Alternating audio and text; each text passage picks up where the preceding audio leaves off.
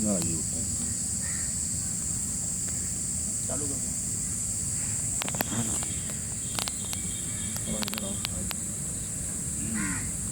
हाथ खाली लाइए। हाँ ये चलो वर्मा जी चलो जी। जैसे कि आज तीसरा दिन आपका प्रदर्शन चल रहा है, इन 3 दिनों में कोई शासन प्रशासन का व्यक्ति जो अधिकारी को मिल रहा है नहीं आया? जी, जैसा कि तीसरा दिवस है आज हमारे शांतिपूर्ण धरना प्रदर्शन का, जो टेट पास शिक्षा मित्रों के द्वारा किया जा रहा है।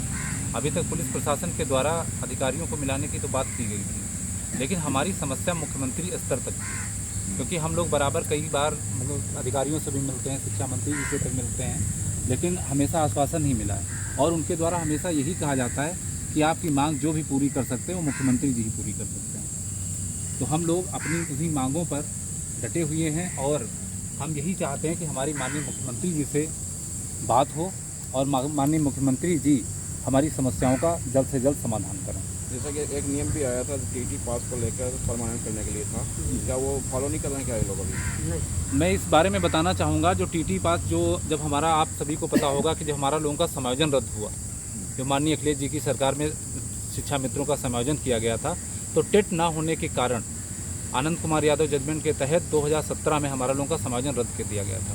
लेकिन आश्वासन में क्या बोला गया था?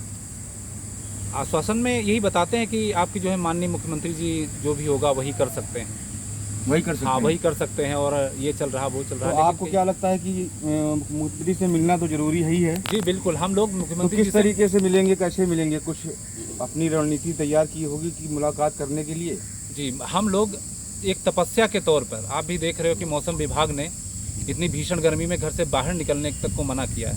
हमारे साथी बिरैन बसेरा में, स्टेशन में इसी तरह से पड़े हुए, जहाँ तहाँ पड़े हुए हैं, लेकिन हम लोग इतनी नौतपा भीषण गर्मी में भी एक तपस्या के लिए बैठे हैं कि आखिर माननीय मुख्यमंत्री जी शायद तपस्या जब हम लोग करेंगे शायद तभी मिले, क्योंकि जब समस्या बैठ के मुख्यमंत्री खुद तो मिलने आएंगे नहीं, आपको मिलने की कोशिश तो करनी पड़ेगी। कुछ ना कुछ तो प्रयास आप कर ही रहे होंगे कि उनसे मुलाकात हो जाए। जी बिल्कुल, हम यही चाहते हैं माननीय कि उनके किसी प्रतिनिधि के द्वारा हमारी मांगों को सुना जाए या माननीय मुख्यमंत्री जी तक हमको वहाँ पे पहुँचाया जाए और हम उनके सामने अपनी बात रख सकें। प्रमुख मांग क्या है आपकी?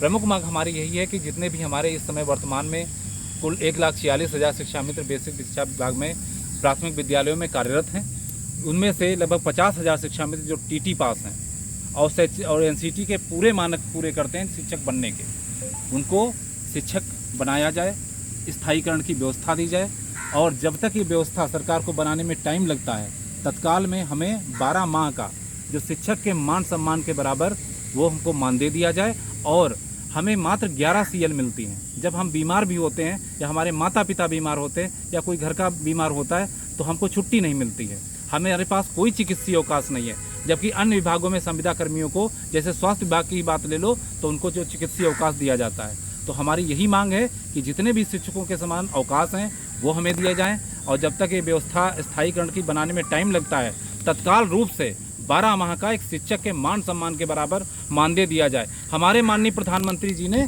मजदूरों की एक मानक तय कर रखा, जैसा कि आप इस पोस्टर में भी देख सकते हो कि हमारे माननीय प्रधानमंत्री जी ने मजदूरों की 3 श्रेणियाँ बनाई हैं, जिसमें सकुशल, अर्धकुशल, अकुशल। जो हमारे मजदूर की मजदूरी उन्होंने 26,910 रुपये तय कर रखी है, और हमें मात्र 11 माह का 10,000 रुपया ही दिया जा रहा है।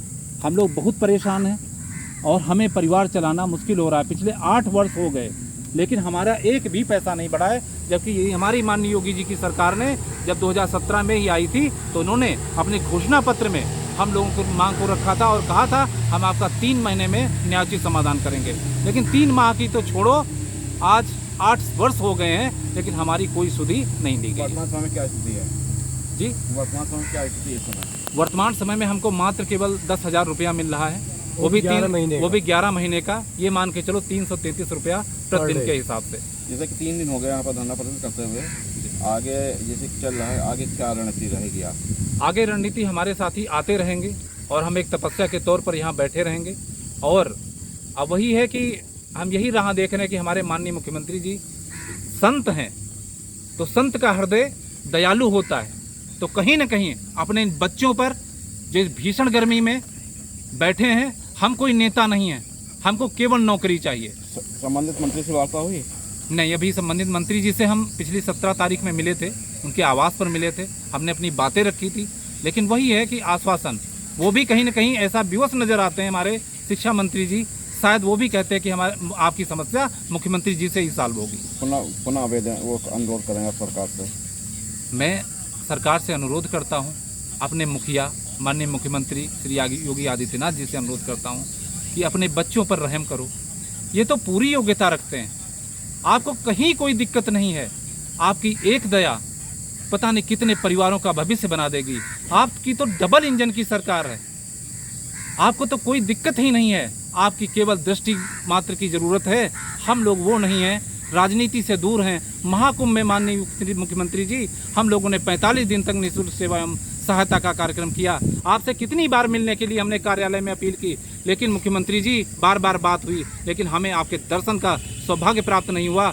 इसलिए हम तपस्या के तौर पर यहाँ बैठे हैं और तब तक बैठे रहेंगे जब तक आप हमें दर्शन नहीं दोगे और हमारी मांगों को पूरा नहीं करोगे। आवाज दो, आवाज दो।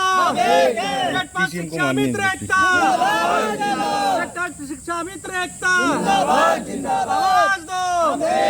शिक्षक शिक्षा मित्र उत्थान समिति जिंदाबाद, जिंदाबाद। शिक्षक शिक्षा मित्र उत्थान समिति जिंदाबाद, जिंदाबाद। हमारी मांगे पूरी हो चाहे जो मजबूरी हो, हमारी मांगे पूरी हो चाहे जो मजबूरी हो।